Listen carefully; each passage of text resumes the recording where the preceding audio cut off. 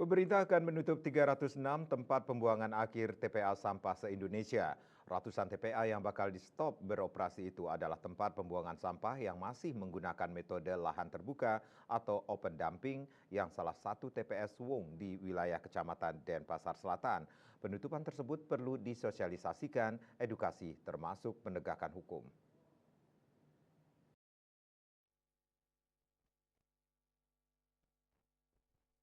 Permasalahan sampah harus menjadi konsen semua pihak, tidak hanya pemerintah tapi seluruh stakeholder termasuk masyarakat.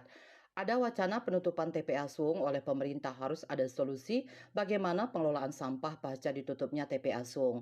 Pemerintah agar mensosialisasikan termasuk mengedukasi masyarakat bahwa yang paling penting dalam menanggulangi sampah adalah memilah sampah berbasis sumber. Seperti pengolahan sampah, intinya bagaimana melakukan pemilahan dari sumber sampah itu sendiri, seperti rumah tangga, sekolah, toko, resto, warung, dan sebagainya. Harus ada edukasi dan kesadaran semua pihak. Jika sekadar ditutup tanpa ada solusi akan menyebabkan masalah di masyarakat karena kesadaran memilah sampah masih sangat rendah dan perlu ditingkatkan.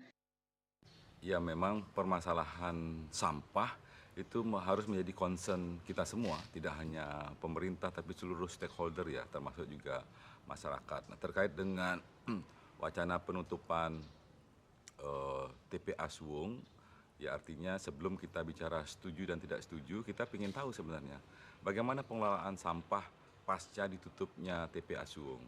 Nah, kita berharap memang pemerintah bisa memberikan sosialisasi, termasuk juga edukasi kepada masyarakat bahwa pentingnya memilah berbasis sumber. Kan ini kan sebenarnya yang paling penting. Apapun pengelolaan sampah itu intinya adalah bagaimana kita melakukan pemilahan dari sumber sampah itu sendiri.